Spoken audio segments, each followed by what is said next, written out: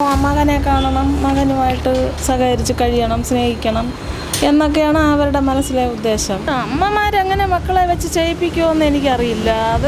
അതിനോട് ഞാൻ യോജിക്കുന്നില്ല. എങ്ങനെയാണ് ചെയ്തതെന്ന് ഇപ്പോൾ അവനെ അറിയാവൂ എന്താണ് കാര്യമെന്ന്. പക്ഷേ ഈ അമ്മ അവൻ്റെ ഭാഗത്തോടാണ് ചാഞ്ഞു നിൽക്കുന്നത്. ഇത്രയും ക്രൂരമായ കൊലപാതകങ്ങൾ ചെയ്യാൻ വേണ്ടി ഈ മോനിൽ നിന്നും മുൻ കാലങ്ങളിൽ ഇവർ ഒന്നും ഇതിനെപ്പറ്റി കണ്ടുപിടിക്കുകയോ ഇവൻ്റെ സ്വഭാവത്തെ പറ്റി അറിയുകയോ ഒന്നുമേ ഇവർ ചെയ്തിട്ടില്ലയോ. അഫാൻ്റെ അമ്മയെ കണ്ടപ്പം അവർക്ക് മാനസികമായിട്ട് ചെറിയ പ്രശ്നങ്ങളുള്ളത് പോലൊക്കെ തോന്നി. എന്നാലും അവർക്ക് മകനെ കാണണം, മകനുമായിട്ട് സഹകരിച്ച് കഴിയണം, സ്നേഹിക്കണം എന്നൊക്കെയാണ് അവരുടെ മനസ്സിലെ ഉദ്ദേശം. മരിച്ചുപോയ കാര്യങ്ങൾ അതിനെ കുറിച്ച് അവർക്ക് വലിയ വിഷമമൊന്നും തോന്നുന്നില്ല. അവരുടെ മകനെ കാണണം എന്നുള്ള വിഷമമേ ഉള്ളൂ.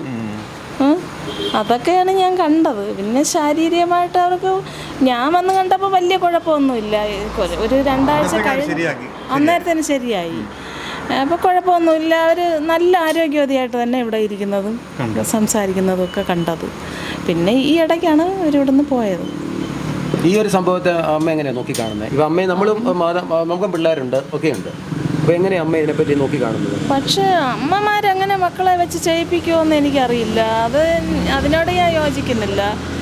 എങ്ങനെയാണ് ചെയ്തതെന്ന് ഇപ്പോൾ അവനെ അറിയാവൂ എന്താണ് കാര്യമെന്ന്. പക്ഷേ ഈ അമ്മ അവൻ്റെ ഭാഗത്തോടാണ് ചാഞ്ഞു നിൽക്കുന്നത്, ഭാഗത്തോട്ട്.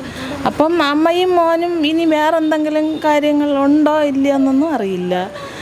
പക്ഷേ ഇത് ഏതൊരമ്മയും സഹിക്കാൻ പറ്റില്ല ഇങ്ങനെയൊക്കെ ചെയ്യുന്നത്. നമ്മൾ പെറ്റി വളർത്തിയ മക്കളാണോ ഇങ്ങനെ ചെയ്തത് നമ്മൾ ഒരിക്കലും അത് അംഗീകരിക്കില്ല. പിന്നെ എന്താണെന്ന് ഒന്നും പറയാൻ പറ്റത്തില്ല. ഈ വിഷയം നമ്മൾ അറിഞ്ഞു കഴിഞ്ഞപ്പം എനിക്ക് അറിഞ്ഞു കഴിഞ്ഞപ്പം വിഷമമുണ്ട്.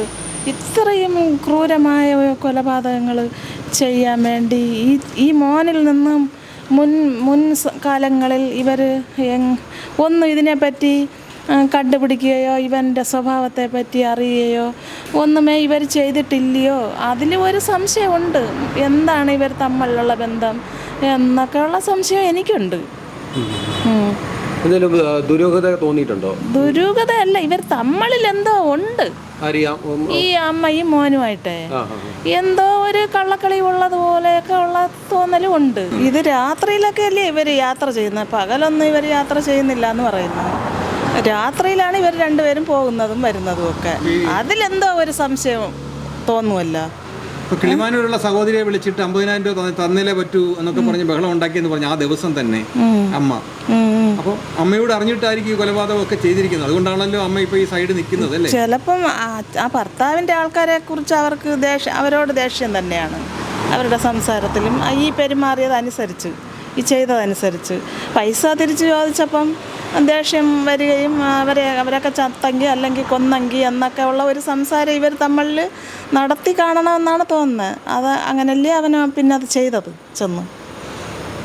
അമ്മയ്ക്കൊരു വിഷമം ഉള്ളതായിട്ട് തോന്നിയില്ലല്ലേ? അമ്മയ്ക്കൊരു സങ്കടമായിട്ട് എനിക്ക് അവർക്ക് വിഷമമെന്നല്ല, ഈ പൈസ ഇല്ലാതെ വന്നപ്പോൾ തിരിച്ചു കൊടുക്കാനും നിവൃത്തിയില്ല. അപ്പോൾ ഈ ഭർത്താവിൻ്റെ ആൾക്കാർ കുറേയൊക്കെ കൊടുത്തെന്നും പറയുന്നു. ഇനിയും വേണമെന്നും പറഞ്ഞ് ഇവർ ചെല്ലുകയാണ്. അപ്പോൾ ഇവർക്ക് കൊടുക്കാതെ വന്നപ്പോൾ അവരോടൊക്കെ ദേഷ്യം തോന്നി. അങ്ങനെ എങ്ങനെ ആയിരിക്കണമെന്നാണ് തോന്നുന്നത്. കൂടുതൽ വാർത്തകളും വിശേഷങ്ങളും നിങ്ങൾക്ക് ലഭിക്കാൻ കേരളീയം ന്യൂസ് സബ്സ്ക്രൈബ് ചെയ്യുക. കൂടെ ബെൽ ബട്ടണും അമർത്തുക.